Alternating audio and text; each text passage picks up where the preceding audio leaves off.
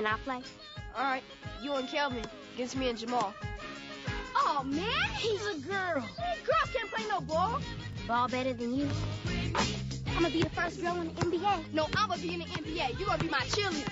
Today, we are back with another interesting video. The movie which we are going to recap today is Love and Basketball 2000. This movie is based on a true story. The themes displayed in this movie are gender inequality in sports, lack of professional options for female ballers, women being judged for being too athletic, having to choose between sports career and family. But before starting, I would like to request all of you to subscribe to our YouTube channel and also press the bell icon to get notified. So without any further delay, let's get started. The two main characters in this movie are Quincy and Monica. Ever since they were younger, they both had aspirations to play professional basketball. Monica was the time girl that had a mother that never understood her daughter's behavior, and Quincy was the son of an already NBA player that gives him life lessons and pipes down women that aren't his wife. When Monica and Quincy meet for the first time, they'll play a 2-on-2 game of 21 where Quincy couldn't handle getting jade profusely by a girl. He got jade on so much that his inner Turner came out and scarred up her face. But all jokes aside, these were just kids being kids, and they'll grow a bond as they share many hobbies. This would also carry on when they get older, and in some cases, they'll face the same struggles they face with children. For Monica, it's mainly her mother's acceptance. As in her teen years, her mother still hopes she'll get out her tomboy phase, even though she's a full-blown dedicated hooper who hates riding the bench. And for Quincy, it would be problems at his home life, which mainly consists of his father's infidelities. Problems would also ensue in Monica and Quincy's relationship as well. Teenage Quincy is the star of his high school team, which leads to him getting a whole lot of play from the ladies. That boy literally has a new hussy every week. Now this doesn't necessarily make Monica jealous, she just understands what comes with being a star on a high school team. But Quincy would get jealous of Monica when she shows up to the school dance with the college boy. But the saltiness wouldn't last long, as when they both make it back home, they each tell each other how their dates were shitty, leading to Monica getting turned on when Quincy reminds her that she crashed 4 offensive boards in her championship game. This then leads to Maxwell coming on. You know what happens when Maxwell comes on? Yup, a lot of dicks flapping and cheeks clapping. As they get older, they'll face many hurdles in their relationship as they try to continue to have a good relationship with each other, all while still chasing their basketball goals. During their college years, they'll each face problems on and off the court. Monica will come in contact with the coach that will improve her gang by teaching her not to flex after she hits a shot. Quincy's troubles at home, as his father can't resist the temptation of a hot warm. You know what would ultimately see the hypocrite. His father is as he always tells him to be truthful, but he himself doesn't practice what he preaches. This situation will also separate him and Monica, as he feels Monica wasn't there for him in the time of need. One night when Quincy was telling her his problems with his father, she tells him that she can't stay long as she has curfew. If she violates her curfew, she won't be able to plan her next game. Quincy sees this as she's putting her basketball priorities over him, which she darn sure has every right to do. They'll then break up as Quincy also uses this opportunity to mess with other girls. But even with all that, Monica is still willing to fix their problems and still be together. But Quincy says to hell with that, as there is too much booty out there in the world for him to just ignore. 5 years later, Monica will become a superstar player overseas, winning the championship. She'll also really begin to miss home, while Quincy is playing in the NBA as a Laker. Not having such a great season, he finally gets some playing time, but it wouldn't last long. Then Monica finds out about this news, and she immediately flies back home to visit Q in the hospital. Monica would then drop a bombshell on Quincy by telling him that she's thinking about not playing ball anymore. Another bombshell would drop when she finds out that Quincy is engaged and is soon to be married. Obviously distraught by this, Monica would then go to her mother for advice, but that doesn't do any good as her mother is still holding a grudge against her for being a tomboy. As crazy as it sounds, her mother never accepted the fact that she'd rather hoop than wear high heels. Playing basketball is way better than being a crackhead or a prostitute. But a few days later, her mother will finally get some sense as she tells Monica that she's always admired her for never being a quitter. She will also give Monica the advice she wanted to hear from her concerning Quincy's engagement. She'll tell Monica that she and Quincy were meant to be together. One night, while Quincy is back home, Monica would knock on his window and tell him how she truly feels. Quincy is not amused by this, as she never answered any of his calls in the 5 years they've been apart. It also doesn't help that Quincy's wedding is in 2 weeks. Realizing her faults, she tries to convince Quincy that he is making a mistake. Monica then offers to play her in a game of one-on-one to get his mind set on making the right decisions. Quincy will ultimately achieve victory by ferociously jamming on her in the paint. But after a very passionate game of one-on-one, Monica's tactic would definitely work as Quincy chooses to be with her in the end. Years later, Monica is now a pro player with Quincy and their daughter cheering her on. Her hair's looking pretty good though, so Quincy is paying attention again. Even with the ponytail, she's still pretty good. They talk about how they both play basketball and Quincy says he wants to go back to school. They both are good at basketball and bad at love. Quincy wins the game. Monica feels really sad now, but Quincy was just joking. He turns out he really did love her the whole time apparently. They love each other now. Just a happy ending. They both play basketball now. They have a daughter. Everybody is happy. This movie right here is definitely a classic, and I just know that I didn't do it justice in this little review right here. Like, this movie executes on the drawman romance so well. That is definitely one of the few romance movies that I actually like. The story was written so well that it's guaranteed to have you glued to the TV. Thanks for watching.